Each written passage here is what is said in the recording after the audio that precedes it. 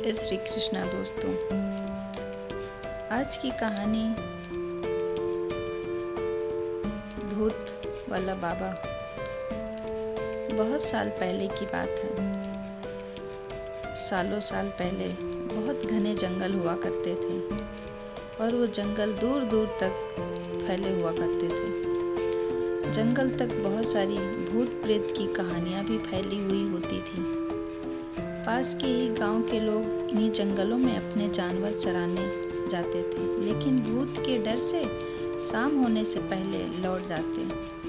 एक दिन रमेश भी उसी जंगल में अपनी बकरियों के लिए घास लेने गया था। अक्सर काम से जी चुराने वाला रमेश मजबूरी में जंगल आया था, इसलिए उसका मन घास काटने में बिल्कुल नहीं लग रहा था।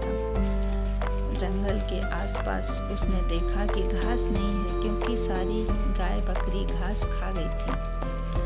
अब वो मरे मन से बेमन आगे बढ़ने लगा। जाते जाते वो करीब जंगल के बीच में पहुंच गया था। वहाँ काफी हरी घास और पत्तों से लदे हुए पेड़ थे। पास में ही झरना भी बह रहा था। ये सब देखकर रमेश को और आलस आ गया। उसने सोचा कि कुछ देर पत्थर पर बैठकर आराम कर लेता हूँ। लेटते ही रमेश गहरी नींद में चला गया और अपने सपने देखने लगा। सपनों में ही रमेश जंगल का रास्ता भूल गया था और उसने एक अजीब से आदमी को भी देखा। आदमी की शक्ल इतनी डरावनी थी कि रमेश की नींद खुल गई। डरा हुआ रमेश एकदम उठा और बकरियों के लिए घास काटने लगा। भले ही वो घास काट रहा था, लेकिन उसके जहन में सपने वाले उस डरावने इंसान की शक्ल जा ही नहीं रही थी। रमेश घास जल्दी जल्दी काट रहा था, क्योंकि सूरज लगभग ढलने ही वाला था। उसने कुछ देर बाद दो लोगों की आवाज़ सुनी और वो दौड़ता हुआ उस आवाज़ की तरफ बढ़ने लगा। उसके पास पहुंचकर रमेश कहने लगा कि मुझे मेरे गांव जाने का रास्ता बता दीजिए। उसकी बात सुनते ही वो दोनों वहां से एकदम गायब हो गए। उन्हें एकदम से गायब होता देख हैरान रमेश बेहोश हो गया। कुछ देर बाद जब रमेश को होश आया तो उसने अपने सामने वही सपने वाला डरावना आदमी देखा। उसकी आंखें लाल रंग की थीं और दांत बाहर को निकले हुए थे। किसी तरह से खुद को संभाल कर रमेश वहां से पागलों की तरह दौड़ने लगा। उसी वक्त एक भालू उससे टकरा गया। उसने ऐसा झटका मारा रमेश पर कि वो नीचे गिर गया। तभी भालू भी आदमी की शक्ल में आ गया। वो भी अजीब डरावना था। हाथ टेढ़े मेढ़े, ओंठ फटे हुए और पैर उल्टे थे। इधर जंगल में फंसे रमेश को कुछ समझ नहीं आ रहा था कि उसके साथ क्या हो रहा है। उधर उसके घर वाले परेशान हो रहे होंगे।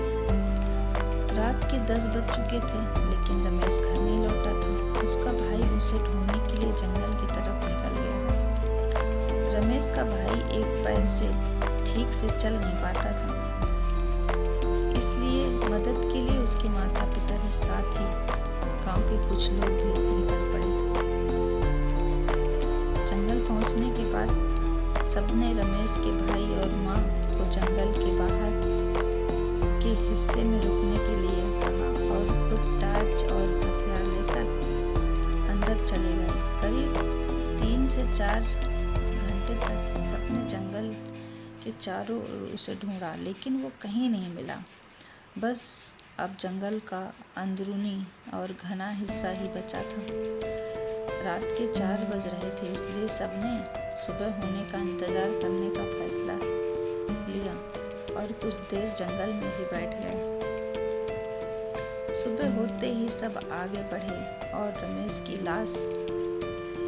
की तलाश शुरू की, लेकिन वो कहीं नहीं मिला।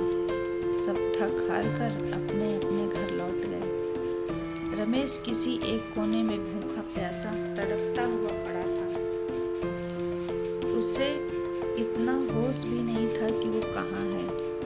रमेश का परिवार भी 3 दिन से उसकी याद में परेशान थे। रमेश के भाई के मन में हुआ कि वो पक्का कहीं मुसीबत में होगा। अब मुझे भगवान को याद करना चाहिए। उसने तुरंत नीम के पेड़ के नीचे गड्ढा खोदना शुरू कर दिया। भाई लौटेगा कहते कहते किसी तरह से उसने गड्ढा खोद लिया। अब रोज सुबह वह उस गड्ढे में जल और दूध चढ़ाता था। उसका मानना था कि उसके देवता उसी नीम के नीचे ही रहते। वो रोज सुबह उसी पेड़ पे पास बैठ जाता और उसे कोई भी उठाने के लिए आता तो वो उसे धक्का मार देता। नीम के पेड़ के नीचे बैठकर रमेश का भाई बस यही कहता कि मेरा भाई आएगा, उसे मेरे भगवान लेकर आएंगे।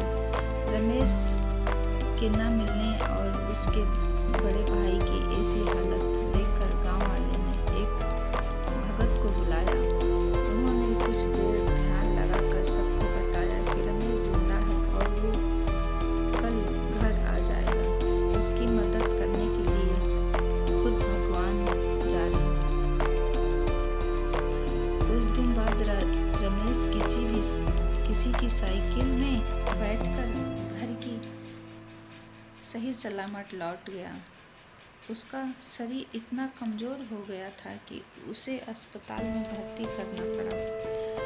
करीब 3 दिन बाद उसकी तबीयत ठीक हुई। अब रमेश के भाई ने पूछा कि तुम्हें क्या हुआ था और किस तरह से तुम बचे। रमेश ने बताया कि उसे जंगल में भूतों ने घेर कर रखा हुआ था। वो ऐसे खतरनाक दिखते थे कि याद करने से ही डर लगता है। आवाज़ें भी अजीब अजीब सी निकालते मेरे चारों तरफ नाचते रहते थे। मुझे लगता था कि मैं कभी बच नहीं पाऊंगा उन भूतों से, लेकिन भगवान ने मुझे खुद को बचाने की मिन्नतें भी करता था। तभी ऐसा लगा मानो भगवान ने उसकी पुकार सुन ली। उसी दिन घोड़े के पैरों की आहट और उसके हिनहिनाने की आवाज़ आई। सभी भूत ये सुनकर शांत हो गए। घोड़े पर एक आदमी भी सवार था। उनके हाथों में तलवार भी थी। उसे देखते ही सारे भूत भागने लगे और तलवार से एक एक को मारते हुए आगे बढ़ गए। फिर उस घुड़सवार ने मेरी तरफ देखते हुए कहा कि मैं तुम्हारे लिए ही आया हूँ। अब किसी तरह की चिंता मत करना। सुबह होते ही तुम्हें कोई न कोई लेने आ जाएगा। अभी तुम आराम करो। रमेश ने आगे कहा कि उसकी इतनी बात से ही दिल को सुकून मिल गया। वहाँ के सारे भूत भी भाग चुके थे, इसलिए मैं बिना किसी डर के सो गया। सुबह जैसे ही मेरी आँख खुली तो वहाँ एक साइकिल वाला इंसान था। उसने मेरी तरफ हाथ बढ़ाकर कहा कि तुम्हारा घर कहाँ है, बता दो, मैं तुम्हें वहाँ पहुँचा दूँगा। उसके बाद वो मुझे ले आया और मैं आप सबके सामने हूँ।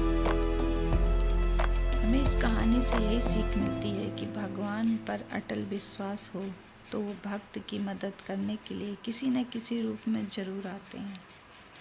और ये सबके साथ होता होगा, आप सबके साथ भी हुआ होगा। और ये कहानी आपको पसंद आए तो शुक्रिया, लाइक ज़रूर कीजिएगा। थैंक यू, शुक्रिया तहे दिल से। Have a nice day.